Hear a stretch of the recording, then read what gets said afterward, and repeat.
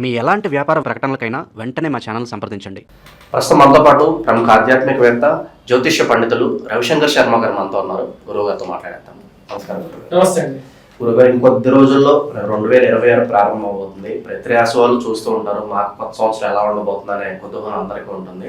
So మరి 2026లో రాజయోగం పట్టబోతున్న రాశులు అంటే బాగా మంచి పరిస్థితులు ఉండే రాశులేవి, కాస్త ఇబ్బందికర పరిస్థితులు ఉండే రాశులేవి, మరి అందరూ కూడా ఎటువంటి పరిహారాలు చేసుకోవాలి? తప్పకుండా ఈ రాబోతున్నటువంటి 2026లో బెస్ట్ పెర్ఫార్మింగ్ రాశులు అంటే బాగా పెర్ఫార్మ్ చేయబోతున్నటువంటి రాశులకి నేను ర్యాంకింగ్ కూడా ఇవ్వడం జరిగింది. ఆ ర్యాంకింగ్ ప్రకారంగానే చూద్దాం. గత సంవత్సరంలో అంటే 2025 ఇప్పుడు జరుగుతున్నటువంటి సంవత్సరంలో కొన్ని ఇబ్బంది పడిన వాళ్ళు ఎవరైతే ఉన్నారో వారి యొక్క జీవితంలో కొద్దిగా మార్పులు అనేది రాబోతున్నాయి. వాటిలో మెయిన్ గా ఫస్ట్ వచ్చేటప్పుడు వృశ్చిక రాశి వారు బెస్ట్ పెర్ఫార్మింగ్ రాశి అనమాట. అందుకని నేను ర్యాంకింగ్ నెంబర్ 1 అనేది ఇచ్చాను. ఎందుకంటే వృశ్చిక రాశి వారికి గురువు యోగకారకమైనటువంటి స్థితిలో రావడం, వివాహం జరగబోతున్నది. అదే విధంగా సంతాన ప్రాప్తి గురించి ప్రయత్నం చేస్తున్నటువంటి వారు, గృహ సంబంధితమైన వాహన సంబంధితమైనటువంటి యోగాల గురించి ప్రయత్నం చేస్తున్నటువంటి వారు, మరి అదే విధంగా వచ్చేటప్పటికి పిల్లలు బాగా చదువుకోవాలి, చదువుకోవడానికి కూడా గురువు యోగకారకుడు. వాటితో పాటు ఈ యొక్క సంవత్సరంలోనే వచ్చేటప్పటికి అర్ధాష్టమ స్థితిలో ఉన్నటువంటి రాహు కూడా తృతీయంలోకి మారబోతున్నాడు. అందువల్ల ఈ రాశి వారికి వచ్చేటప్పటికి ఫస్ట్ ర్యాంక్ అనేది ఇవ్వడం జరిగింది. అండ్ వీరు వచ్చేటప్పటికి బాగా పెర్ఫార్మ్ చేయబోతున్నారు. ఈ యొక్క 2026లో నెంబర్ 1 వీళ్ళే. రాజకీయంగా కూడా వీళ్ళే ఎదగబోతారు. మళ్ళీ కొన్ని కోల్పోయినటువంటి పరిస్థితుల నుంచి మళ్ళీ పుంజుకొని నెంబర్ 1 గా ఎదగడానికి కూడా వీరికి నెంబర్ 1 ఛాన్స్ ఉంది. దీని తర్వాత మనం చూసినట్టయితే సెకండ్ పొజిషన్ లో ధనస్సు రాశి ఉందన్నమాట. ధనస్సు రాశి వారికి ఏంటంటే సప్తమంలో గురు సంచారం జూన్ వరకు ఉంది. అదే విధంగా వచ్చినప్పటికీ డిసెంబర్ వరకు కూడా వచ్చినప్పటికీ రాహు తృతీయంలో బలంగా ఉన్నాడు. ఈ అర్ధాష్టమ శని ప్రభావం ఉన్నప్పటికీ కూడా 2 ప్లానెట్స్, మేజర్ ప్లానెట్స్ ఏవైతే ఉన్నాయో మంచి పొజిషన్ లో దాదాపు మోర్ దాన్ ఇయర్ ఉన్నాయి. అంటే 6 months కన్నా ఎక్కువగా కూడా రేపు జూన్ ఫస్ట్ వీక్ వరకు కూడా గురువు మంచి స్థానంలో ఉన్నాడు. పూర్తి దృష్టి 180 degrees లో ఉంటుంది. ఇది మంచి యోగాన్ని ఇవ్వబోతుంది. వీరికి వివాహ యోగం పునర్వివాహ యోగం అంటే కొంతమందికి మ్యారిటల్ డిస్టర్బెన్స్ అయినటువంటి వారికి కూడా మళ్ళీ వివాహం జరగడానికి, జీవితంలో మళ్ళీ ఛాన్స్ ఇవ్వడానికి కూడా ఇది ఉపయోగపడుతుంది. అదే విధంగా ధైర్యం, మనిషికి ఈ రోజుల్లో జీవితంలో అన్నిటికన్నా కావాల్సింది ఏంటి? ధైర్యం, సాహస, లక్ష్మి అని చెప్పి మన పెద్దలు చెప్తూ ఉంటారు. ఆ విధంగా మనం చూసినట్లయితే ఈ యొక్క సంవత్సరాల్లో ధనుస్సు రాశి ఈ యొక్క రాశి వారికి కూడా అనుకూలమైనటువంటి ధైర్యాన్ని ఇచ్చి జీవితాన్ని ముందుకు తీసుకెళ్లగలిగేటువంటి ఒక శక్తిని ఇవ్వగలిగినటువంటి వాడు ఈ యొక్క రాహు మంచి స్థానంలో ఉంటే ధైర్యాన్ని, ఎందుకంటే రాహు బాత్ శని బాత్ అంటారు అనమాట. అంటే ఇద్దరు బ్రదర్స్ లాంటి వాడు, ఇద్దరు ఇంచుమించు ఒకటే లాంటి ఫలితాలు ఇస్తారు.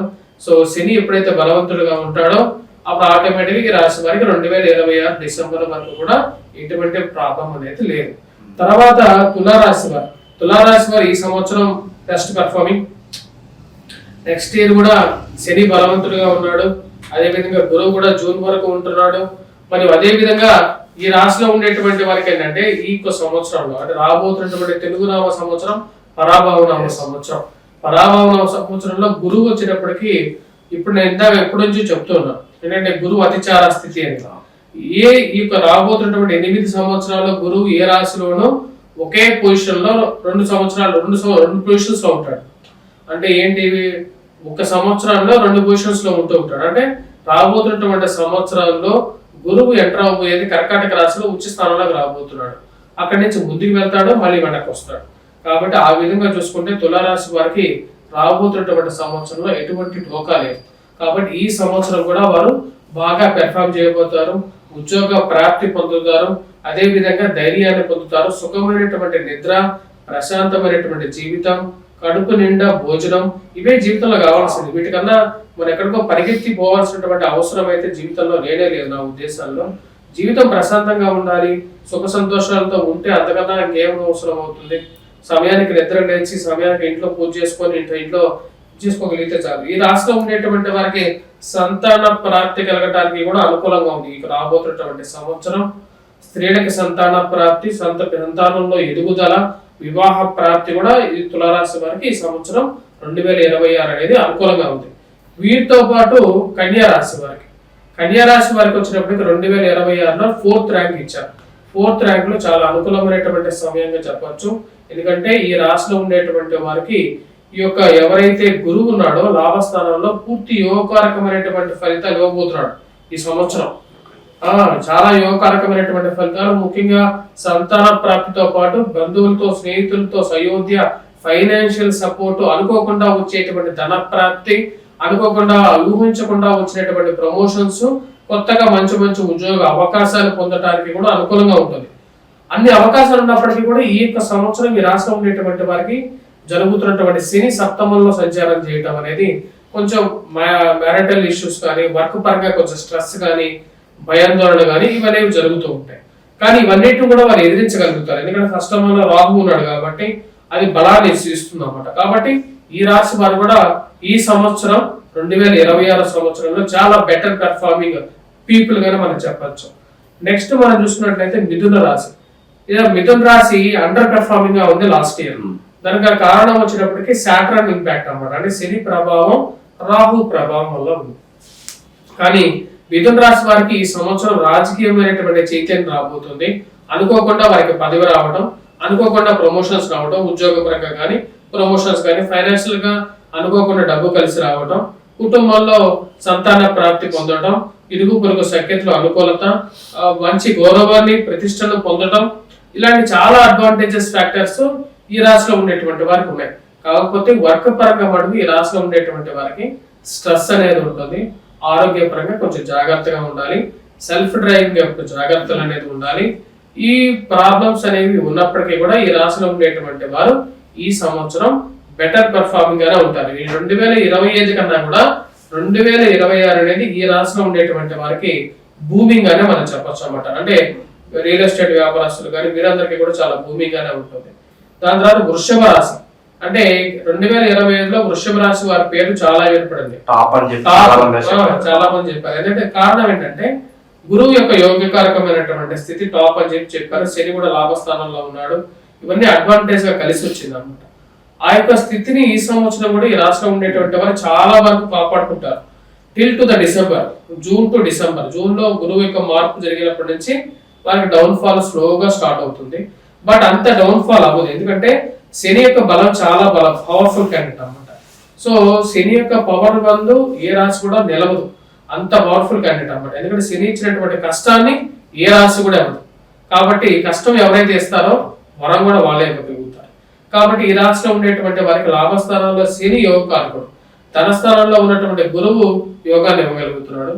జూన్ లో మారేటువంటి గురు సంచారం అనేది నుంచి కొంచెం ప్రాబ్లమాటిక్ సిచ్యువేషన్ వచ్చినప్పటికీ కూడా వాళ్ళు స్టిల్ ఇన్ ద టాప్, ఇంకా మంచి పొజిషన్ లో ఉన్నట్లుగానే చెప్పచ్చు. ఉద్యోగ పరంగా ట్రావెలింగ్ ఇవన్నీ స్ట్రెస్ అనేది ఎక్కువగా ఉంటుంది. కాబట్టి కొంచెం ప్రాబ్లమాటిక్ సిచ్యువేషన్ లోకి కాబట్టి వాళ్ళు 6th ర్యాంక్ కి రావడం జరిగింది నా యొక్క క్యాలిక్యులేషన్ ప్రకారంగా. ఈ రాశిలో ఉండేటువంటి వారికి ఏంటంటే గురువు యొక్క మార్పు కొంచెం క్రిటికల్ ఫ్యాక్టర్ ప్లే చేస్తుంది. అదే విధంగా ఈ 2026లో మెయిన్ గా ఏంటంటే కుజుడి యొక్క స్తంభన అనేది, కుజ స్తంభన ప్రభావ రీత్యా కూడా ఈ రాశులకి ర్యాంకింగ్ ఇచ్చారు. కాబట్టి అది నేను చెప్పట్లేదు. బట్ ఏంటంటే దాని ప్రభావం ఈ వృషభ రాశి వారి మీద కొంచెం నెగిటివ్ గా ఉండే విధంగా ఉంటుంది. ఆ ఫ్యాక్టర్ ని కన్సిడర్ చేసే ఇచ్చారు ఇక్కడ ర్యాంకింగ్. మరియు అదే విధంగా రిమైనింగ్ 6 రాశెస్ ఏవైతే ఉన్నాయో, అంటే ఏవైతే కొంచెం అండర్ పెర్ఫార్మింగ్ ర్యాంక్స్ అన్నమాట చెప్పాలంటే, వాటిలో మకర రాశి వారికి ఒక అడ్వాంటేజ్ ఏంటంటే గురువు సప్తమంలో సంచారం చేయటం అనేది ఒక అడ్వాంటేజ్ ఫ్యాక్టర్. వైవాహం జరగటం, సంతాన ప్రాప్తి కలగటం, దూర ప్రాంత ప్రయాణం జరగటం అనేది ఒక అడ్వాంటేజ్ ఫ్యాక్టర్. కాకపోతే ఈ రాశిలో ఉండేటువంటి వారికి జన్మరాశిలోకి రాహువు, సప్తమంలోకి కేతువు మారుతున్నాడు. అంటే శని బలవంతుడుగా ఉన్నాడు, అది కాపాడుతుంది. గురువు బలవంతుడుగా ఉన్నాడు, అది కాపాడుతుంది. కానీ కేతువు గురువు కలుస్తున్నారు. కేతువు గురువు కలిసి జన్మరాశిలోకి రాహువు మారుతున్నాడు. జన్మరాశిలోకి రాహు వస్తే ఏంటంటే మనస్సు కకలావికలం అవుతుంటుంది అన్నమాట. అంటే ఎవరు ఇబ్బందులు కలిగించేటువంటి వారు, సమస్యలు సృష్టించేటువంటి వారు, కోర్టు కేసులు, మానసికమైనటువంటి చింత, మరియు అదే విధంగా ఈ ఎక్స్ట్రా మ్యారిటల్ అఫైర్స్ సంబంధమైనటువంటి విషయాలు, మరియు అదే విధంగా జీవిత భాగస్వామితో చిన్న చిన్న సమస్యలు, ఇలాంటివి కొంచెం తలకాయ నొప్పులు పుట్టించేటువంటి సమస్యలు ఈ సంవత్సరం వీరు చవి చూడాల్సినటువంటి పరిస్థితి ఉంటుంది. మిగతా అంతా పరిస్థితి బాగానే ఉంటుంది. ఎందుకంటే శని బలవంతుడిగా ఉన్నాడు కాబట్టి కొత్త ఉద్యోగాలు అందిపుచ్చుకుంటారు. అదే విధంగా వచ్చేటప్పటికి ఈ రాష్ట్రంలో ఉండేటువంటి వారికి వివాహ యోగం అనేది కూడా ఉంది. జూన్ తర్వాత వివాహ యోగం అనేది జరుగుతుంది.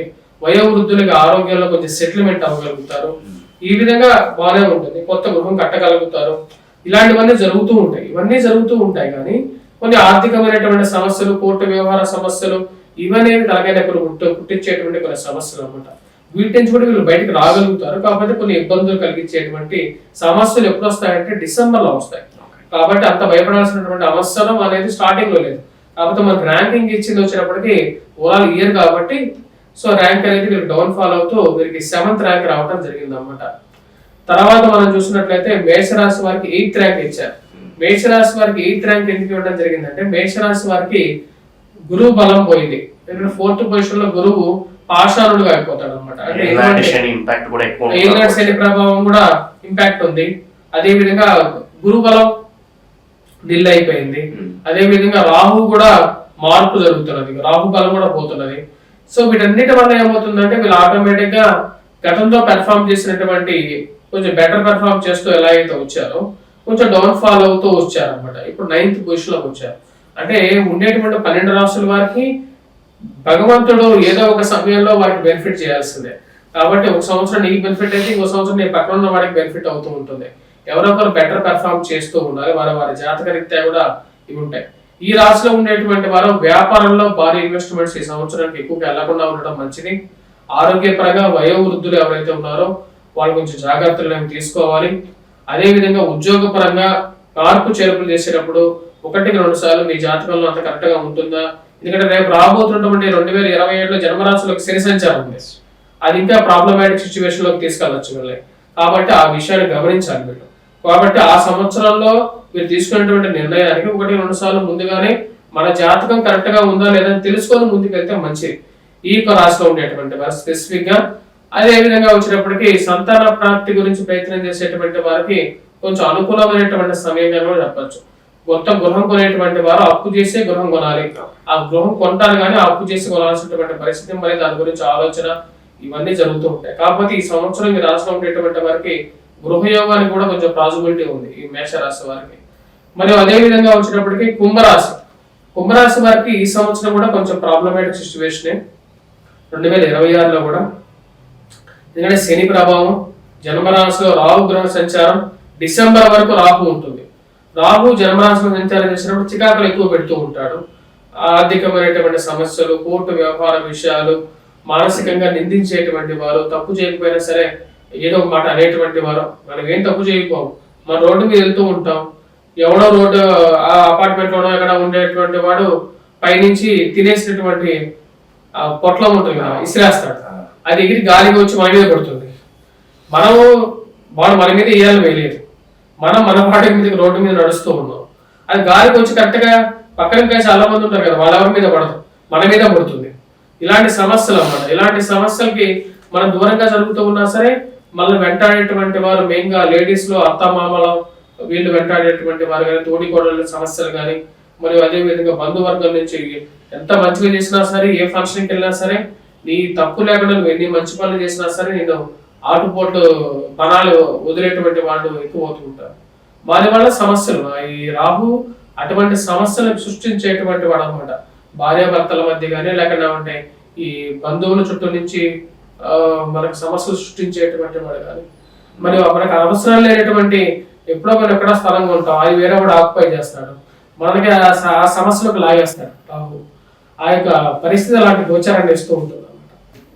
ఈ కుంభరాశి వారికి మెయిన్ గా వచ్చినప్పటికీ ఏలినాటి శని ప్రభావం, రాహుగ్రహ ప్రభావం. కానీ ఈ సంవత్సరం ఈ రాష్ట్రంలో ఉండేటువంటి వారికి సంతాన ప్రాప్తి, వ్యాపారంగా గతంతో పోల్చుకుంటే 2026తో పోల్చుకుంటే 2025తో పోల్చుకుంటే 2026 అనేది బ్లూమింగ్ పీరియడ్. అంటే కొంచెం బెటర్ పీరియడ్. ఉద్యోగ పరంగా కానీ, వ్యాపార పరంగా కానీ, ఎకానమీ డెవలప్ చేసుకోవడానికి కానీ వీటన్నిటి ప్రకారంగా వీరికి అనుకూలమైనటువంటి పీరియడ్ గానే చెప్పచ్చు ఈ సంవత్సరం అనేది. మరియు అదే విధంగా తర్వాత నేను అందుకని ఈ రాశిలో ఉండేటువంటి వారికి నేను ఇచ్చినటువంటి ర్యాంక్ 9th ర్యాంక్ ఇచ్చాను. తర్వాత కర్కాటక రాశి వారికి, కర్కాటక రాశికి ఏంటంటే కర్కాటక రాశి వారికి జన్మరాశిలోకి గురు సంచారం ఉంది. అదొక అడ్వాంటేజ్ పీరియడ్ అన్నమాట.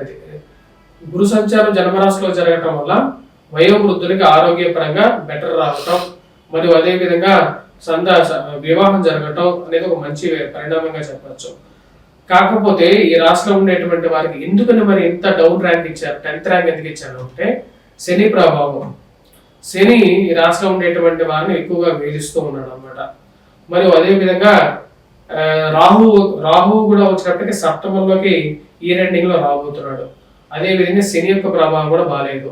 అదే విధంగా ఇందాక చెప్పినటువంటి కుజుడి యొక్క పరిస్థితి కూడా కరెక్ట్ గా వచ్చినప్పటికీ సింహరాశిలోనే కుజ స్తంభన జరుగుతుంది ఈ సంవత్సరం. ఈ యొక్క ప్రభావాల రీత్యా వచ్చినప్పటికీ ఈ రాశిలో ఉండేటువంటి వారికి, కర్కాటక రాశి వారికి కొంచెం ప్రాబ్లమాటిక్ సిచ్యువేషన్స్ అనేది రాబోతున్నాయి. ముఖ్యంగా వైవాహిక జీవితంలోనూ ఈ రాహు యొక్క ప్రభావ రీత్యా వచ్చినప్పటికీ అత్త కోడళ్ళు అదే విధంగా వచ్చినప్పటికీ వారి మధ్య చిన్న చిన్న వైషమ్యాలుగా పెరగడానికి, అదే విధంగా వచ్చి ఇంట్లో బంధువుల మధ్య మనం ఎంత మంచిగా చేసినా సరే మనం ఆటుపోట్లు ఎదుర్కోవడానికి కారకంగా ఉండడం, మనకి ఎటువంటి సమస్యల్లో మనం ఇన్వాల్వ్ అవ్వకుండా మనం ఎలాంటి జీవితం అనేది ముళ్ళ పొదల మధ్యలో మనం నడుస్తున్నట్లు ఉంటుంది జీవితం అనేది. మనం వేసుకున్నటువంటి బట్టలు ఏ ముళ్ళ పదకి ఏ ముళ్ళుకి చెక్కకుండా ముందు వెళ్ళాలని చెప్పి చాలా జాగ్రత్తగా వెళ్తాం. కానీ ఎక్కడి నుంచో ఎక్కడో మనకు తెలియకుండానే ఆ ముళ్ళ పదలో ఏదో ఒక ముళ్ళు మన యొక్క చీరకో లేకపోతే మనం వేసుకున్న డ్రెస్కో తగ్గుతుంది. దానివల్ల మనకు ఎంత జాగ్రత్తగా వెళ్ళాలనుకున్నా సరే దాని నుంచి విడిపించుకొని జాగ్రత్తగా వెళ్ళడానికి మనం ప్రయత్నం చేయాలి. ప్రతి ఒక్క మనిషి జీవితంలో కొన్ని కష్ట సమస్యలు అనేవి ఎదురవుతూ ఉంటాయి. మనం ఆఫీసులో వేధింపులు, మనం కరెక్ట్గా పనిచేస్తున్నా సరే కరెక్ట్గా ఎందుకు పని చేస్తున్నావు అనే వేధింపులు కొంచెం ఎక్కువ మంది ఉంటాయి. నువ్వు కరెక్ట్గా పని చేయకపోతే వేధింపులు పడటం ఒక రకం, కరెక్ట్గా పని చేస్తే వేధింపులు అవ్వటం అనేది ఇంకొక రకం అనమాట. నువ్వు మంచిగా నీతి నిజాయితీగా ఉంటే నేను వేధించేటువంటి సమాజం ఇది. అలాంటి సమాజంలో కర్కాటక రాశి అంటేనే వచ్చేటప్పటికి జనరల్ గా ఓపెన్ మైండెడ్ పీపుల్ అని చెప్పి అర్థం. అంటే చంద్రుడు ఎలాగైతే ఏ గ్రహంతో ఉండేటువంటి 9 గ్రహాలతో ఈ యొక్క చంద్రుడికి వైషమ్యం లేదు, అన్ని గ్రహాలతో కలుస్తూ ఉంటాడు అన్నమాట. అలాంటి కలగా పలుకంగా అందరూ కలుపుకొని పోయి జీవితంలో ఉండేటువంటి ఒక మనస్తత్వం ఉంటుంది వీరికి. వారికి ఎప్పుడైతే ఈ సమస్యలన్నీ ఎదురవుతూ ఉంటాయో వారు మెంటల్ గా డిస్టర్బ్ అవుతూ ఉంటారు. ఎందుకంటే చంద్రుడి యొక్క ప్రతిరూపం కాబట్టి వారి మనస్సు మీద ఎక్కువగా ప్రభావం చూపిస్తూ ఉంటారు ఇలాంటి జనాలు. వారందరితో ఈ సంవత్సరం కూడా కొంచెం వేధింపులు అనేవి తగ్గుతాయి, కానీ కొంచెం జాగ్రత్తగా కూడా ఉండాలి వారితో. ముఖ్యంగా ఈ ప్రేమ వ్యవహారాలు, ఈ రిలేషన్షిప్స్ చాలా ప్రాబ్లమాటిక్ గా మారుతాయి కాబట్టి జాగ్రత్తగా ఉండటం, సమాజంలో గౌరవాన్ని కాపాడుకోవడం అనేది ముఖ్యం. తర్వాత వచ్చేటప్పటికి సింహరాశి వారికి ఈ సంవత్సరం డిసెంబర్ వరకు కూడా రాహు కేతువులు జన్మరాశిలో సంచారం చేస్తున్నాయి. రాహు కేతువు జన్మరాశిలో, సప్తమంలో రాహువు, అష్టమంలో శని ప్రభావం. అష్టమ శని ప్రభావం వల్ల ఫైనాన్షియల్ ఇష్యూస్, అదే విధంగా వచ్చినప్పటికీ ఇరుగు పొరుగు సఖ్యతలు ఉండదు. ఎవరు మనం మంచిగానే వాడికి వెళ్ళి బాబు ఇక్కడ లేచి పక్కన కూర్చోవంటే నన్ను లేవమంటావా అని చెప్పి వాడు మనతో తగాడతాడు. వాడికి తెలియదు పైనుంచి నీళ్లు పడుతున్నాయని చెప్పేసి. మనం లేచి అక్కడ నీళ్లు పడుతున్నాయి పక్కన లేచి కూర్చోమంటావు, నన్ను ఎందుకు లేవమంటున్నావు అని చెప్పేసి మనం తిట్టేటువంటి వారు. ఇలాంటి జనాలు సమాజంలో ఎక్కువ ఉన్నారు. అంటే మనిషి కనీసం 10 నిమిషాలు ఆలోచించి మాట్లాడేటువంటి యోగ్యత కూడా లేదు, ఆ పేషెన్సీ లేదు, ఆ టెంపర్నెస్ ఎక్కువ. ఆ టెంపర్నెస్ ఎక్కువ అవటం వల్ల ఏమవుతుందంటే గొడవలు ఎక్కువ అవుతాయి. అలాంటి ప్రభావాన్ని ఈ సంవత్సరం కూడా మీరు పొందుతారు. అంటే 10 మందికి సహాయం చేసే వారి నుంచి థ్యాంక్స్ కూడా ఎక్స్పెక్ట్ చేయకుండా ఉండేటువంటి పరిస్థితి. మరియు అదే విధంగా ఈ రాశిలో ఉండేటువంటి వారికి కొంచెం బెటర్ ఏంటంటే టిల్ జూన్ వరకు అన్నమాట. అంటే విద్యార్థులకు కొంచెం బెటర్ ఎడ్యుకేషన్ కానీ లేకపోతే గృహం కొనుక్కోవడం కానీ ఇలాంటివి కొన్ని బెటర్మెంట్ జరుగుతూ ఉంటాయి. కానీ అష్టమ శని ప్రభావం అయితే ఆరోగ్యపరంగా వయోవృద్ధులు కూడా జాగ్రత్తలు తీసుకోవాలి. ఆరోగ్యపరంగా కానీ సర్జరీస్ విషయంలో కానీ అనుకోకుండా ఉంచేటువంటి రుగ్మతలు విషయాల్లో జాగ్రత్త పరచుకుంటూ ముందుకు వెళ్ళాలి జీవితం. తర్వాత చివరిగా వచ్చేటప్పటికి అన్నిటికన్నా లాస్ట్ ర్యాంక్ మీనరాశి వారికి ఈ సంవత్సరం కూడా బాగాలేదు. మెయిన్ గా బాగాలేంది జన్మరాశిలో శని సంచారం, మెయిన్ గా చనిపోతారనేటువంటి భయం, మరియు అదే ఎవరన్నా ఏదైనా చేస్తారేమో అనేటువంటి భయం, ఉద్యోగపరంగా కొన్ని ఇబ్బందికరమైనటువంటి క్షణాలు, పితృవియోగం జరగడానికి గల కారకం. అదే విధంగా వచ్చినప్పటికీ మనం మంచి చేసినా సరే చెడు చేసేటువంటి వారు, దాంపత్య జీవితంలో కొన్ని సమస్యలు, మరియు అదే విధంగా చీకు చికాకులు. మనం ఎంత మంచుకున్నా సరే చీకు చికాకులు అనేవి సమస్యలు మనల్ని ప్రతినిత్యం పరీక్షించేటువంటి వారు. అంటే మీరు కరెక్ట్ గా చేస్తున్నాడా అని చెప్పి పరీక్షించేటువంటి వారు. పక్కన నిద్రపోతున్నా పర్వాలేదు, వీడి మటుకు ఎప్పుడు 24 గంటలు వీడు నిద్రపోకూడదు, వీడు పనిచేస్తూనే ఉండాలి. పక్కనోడు ఎక్కడ ఆడుకుంటున్నా వాడిని ఎవరు పట్టించుకోరు. కానీ వీడి మీద మటుకు పూర్తి కాన్సన్ట్రేట్ తో వీడిని వేధించేటువంటి వారు. అంటే మనుషుల యొక్క నేచర్ అన్నమాట. గ్రహాలు వాడి మీద ఆ విధంగా ప్రభావం చూపిస్తాయి. అక్కడ మేనేజర్కి ఏదో కావాలి, మేనేజర్కి తెలుసు వీడు బాగా పనిచేస్తాడు అని చెప్పేసి పక్కన వాడికి వర్క్ ఇచ్చినా వాడు చేయడు, కాబట్టి వీడిని వెంటాడటం. ఆ విధంగా ఇప్పుడు వచ్చేటప్పటికి వీళ్ళని వెంటాడి వీళ్ళ మనసును దెబ్బతీసేటువంటి వారు కొంతమంది తయారవుతారు. ఈ రాశిలో ఉండేటువంటి వారికి కొంచెం బెటర్ అడ్వాంటేజ్ ఈ సంవత్సరం జూన్లో అవుతుంది. 2026 జూన్ తర్వాత కొంచెం బెటర్గా అవుతుంది.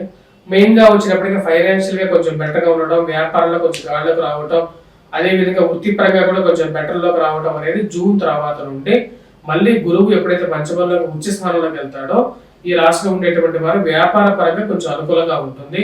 ఉద్యోగ పరంగా కూడా 10 రూపాయలు చూడగలుగుతారు. ఈ రాశిలో ఉండేటువంటి వారికి మెయిన్ గా నేను చెప్పేది ఏంటంటే, మీ జాతక రీత్యా ఏదైనా కొంచెం అనుకూలంగా ఉన్నట్లయితే స్వజాతక రీత్యానే మీరు ముందుకు వెళ్ళండి. అంతేగాని మీరు ఇంకా ఈ యొక్క సంవత్సరం కాకుండా ఇంకో 2 సంవత్సరాలు కూడా ఈ యొక్క శని ప్రభావం అనేది ఉంది. కాబట్టి శని ప్రభావం ఎక్కువగా ఉన్నప్పుడు నిర్ణయాలు తీసుకునేటువంటి సమయంలో జాగ్రత్తగా సమర్థవంతుడైనటువంటి జ్యోతిష్యుడు ఎవరైనా సరే, మీ దగ్గరలో ఉన్నటువంటి జ్యోతిష్యుడు అయినా సరే, లేకపోతే ఎవరైనా సంప్రదించేసేసి మీరు ముందుకు వెళ్ళడం అనేది ఉత్తమమైనటువంటి నిర్ణయం. వైవాహిక జీవితంలో కూడా వివాహం చేయాలనుకున్నటువంటి వారు కూడా నిర్ణయాలు తీసుకునేటప్పుడు స్వజాతకాన్ని కన్సిడర్ చేసుకుని నిర్ణయం తీసుకోవడం అనేది యోగికారకమైనటువంటి ఫలితాన్ని అనేది ఇవ్వగలుగుతుంది. గురుగారు కాస్త ఇబ్బందికర రాశులు కొన్ని చూసాం, వాళ్ళ పరిస్థితి అంత బాగాలేదు. మరి కామన్ గా 2026లో మంచి పరిహారాలు అంటే ఏం చెప్తారు? ప్రధాన గ్రహాల ప్రాధాన్యత తీసుకుని మెయిన్ గా కొన్ని రాశులకి కామన్ గా చెప్తాను నేను. మెయిన్ గా వచ్చేటప్పటికి ధనుసు రాశి వారికి, మరియు అదే విధంగా వచ్చేటప్పటికి సింహరాశి వారికి, మరియు అదే విధంగా వచ్చేటప్పటికి కుంభరాశి, మీనరాశి, మేషరాశి వారు. ఈ 5 రాశుల వారు మెయిన్ గా వచ్చేటప్పటికి అంటే ధనుసు రాశికి అర్ధాష్టమం, అదే విధంగా సింహరాశికి అష్టమ శని ప్రభావం, కుంభం, మీనం, మేషానికి ఏళ్ళనాటి శని ప్రభావం. వీరందరూ కూడా వచ్చేటప్పటికి వెంకటేశ్వర స్వామి దేవాలయ దర్శనం చేయడం. మీ ఇంట్లో ఇప్పుడు తుక్కు ఇనుము పెట్టుకోవద్దు. తుక్కు ఇనుము అనేది శని ప్రభావం అన్నమాట. తుక్కు ఇనుము ఏదైనా ఉన్నా సరే దేవాలయాల్లో దానం ఇచ్చేసేసేయండి. అదే విధంగా వచ్చేటప్పటికి శనికి తైలాభిషేకం చేయడం, శని ముందు దీపారాధన చేయడం, శనివారం పూట శని హోర సమయంలో. మరియు అదే విధంగా నల్లటి వస్త్రాన్ని ఏదైతే ఉంటుందో ఆ నల్లటి వస్త్రాన్ని ఎవరికైనా సరే దానం ఇవ్వచ్చు. అదే విధంగా మీరు ఎవరికైనా సరే ఏదైనా ఇవ్వాలనుకున్నా సరే, అంటే ఎవరైనా బెచ్చగాళ్ళకి కానీ ఏదైనా దానం ఇవ్వాలంటే అది కూడా ఇవ్వచ్చు అన్నమాట. బెచ్చగాళ్ళకి కానీ దానం ఇవ్వచ్చు. ఎవరికైనా అన్నదానం చేయాలనుకున్నా సరే అన్నదానం కూడా చేసేసి శనివారం పూట మీ పేరు మీద దానం చేయడం కూడా మంచిది. మనం ఎప్పుడైనా సరే దానం చేస్తే ఏమవుతుంది అంటే, మనం సంపాదించేటువంటిది ఏంటి? యాక్చువల్గా సమాజంలో పుణ్యం సంపాదిస్తాం, పాపాన్ని సంపాదిస్తాం. ఎప్పుడైతే మనం దానం చేస్తే ఈ యొక్క దానం ద్వారా మన దగ్గర ఉన్నటువంటి పాప పుణ్యాన్ని కూడా వేరే వాళ్ళకి పనిచేస్తున్నాం. మనకు అనుభవించేటువంటి కర్మ ఫలితం అనేది వచ్చేటప్పటికి దానికి మూల బిందువు ఎక్కడది? సొసైటీ నుంచి, ఇరుగు పొరుగు సఖ్య వాళ్ళ నుంచే మనకు వస్తుంటుంది అన్నమాట. పాపం పుణ్యం అనేది వాళ్ళే ఇస్తారు. ఆ పాపం పుణ్యాన్ని తీసుకొని వాళ్ళకి పంచినప్పుడు మన దగ్గర ఉన్నటువంటి ఈ కష్టాలు కూడా వాళ్ళు పంచుకుంటారు. అప్పుడు మనకి ఈ ప్రభావం అనేది కొంచెం తగ్గుతుంది. అదే విధంగా ఈ యొక్క శోకతృప్త హృదయం, అదే విధంగా ఈ యొక్క హెల్త్ పరంగా కూడా కొంచెం జాగ్రత్తలు అనేవి తీసుకోవాలి. మరియు అదే విధంగా ఇంకా కొన్ని రాశులకి మెయిన్గా చెప్పాలంటే మకర రాశి వారికి, అదే విధంగా సింహరాశి వారికి, వాటితో పాటు చెప్పాలంటే కర్కాటక రాశి వారికి, కర్కాటక రాశి వారితో పాటు ఈ యొక్క కుంభరాశి వారికి కూడా రాహు యొక్క ప్రభావం అనేది కూడా ఉందన్నమాట. ఈ రాహుకేతువుల యొక్క ప్రభావం ఉన్నట్లయితే, ఎప్పుడైతే జన్మరాశిలో సప్తమంలో సంచారం చేస్తున్నటువంటి రాహుకేతువుల ప్రభావం రీత్యా ఈ యొక్క ఇరుగు అంటే ఎవరైతే దగ్గరలో ఉండేటువంటి బంధువులతో అనవసరమైనటువంటి గొడవలు, చేయనటువంటి నీలాప నిందలు, అదే విధంగా అత్తమామలు, లేకుండా ఉండే బంధువులు, తోడికోడళ్ళు, వీళ్ళందరితో కూడా అనవసరమైనటువంటి గొడవలు అవుతూ ఉంటాయి. వీరందరికీ వచ్చినప్పటికీ మెయిన్ గా దుర్గా అమ్మవారు అధిష్టాన దేవత. ఎవరికి? రాహుకి అధిష్టాన దేవత కనకదుర్గా అమ్మవారు.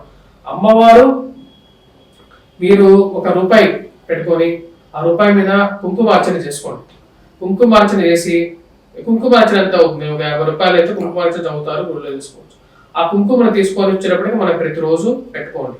కుంకుమార్చన చేసుకున్నట్లయితే కొంచెం బెటర్ గా రిలీఫ్ ఉంటుంది. వెడ్నెస్డేస్ రెడ్ కలర్ డ్రెస్ వేసుకోండి. అదే విధంగా సమస్య ఇంకా ఎక్కువైతే, సమస్య ఇంకా పెరుగుతూ ఉండేటప్పటికి అప్పుడు నరసింహస్వామిని పూజించాలి.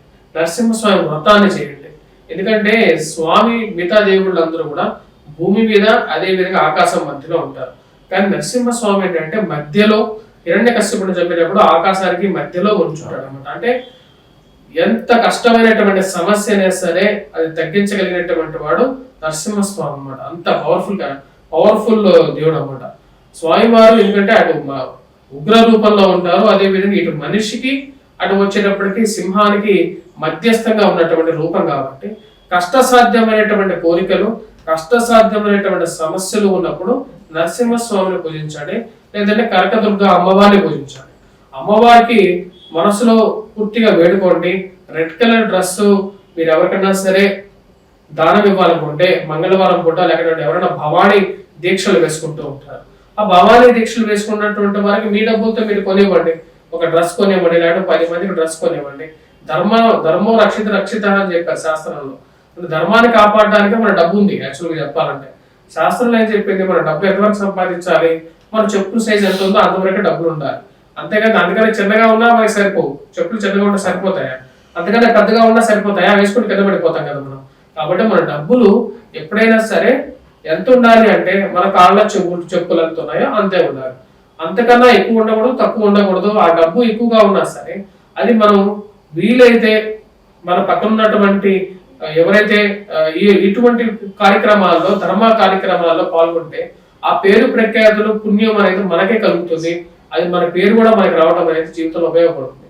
ఇంకోటి ఏంటంటే కేతు యొక్క ప్రభావాన్ని తగ్గించుకోవడానికి ముఖ్యంగా ధూమ్రా గణపతిని పూజించాలి. ఎందుకంటే కలియుగంలో వినాయకుడు భూమండలం మీద ఉండేది ధూమ్రా గణపతి రూపంలో ఉంటాడు.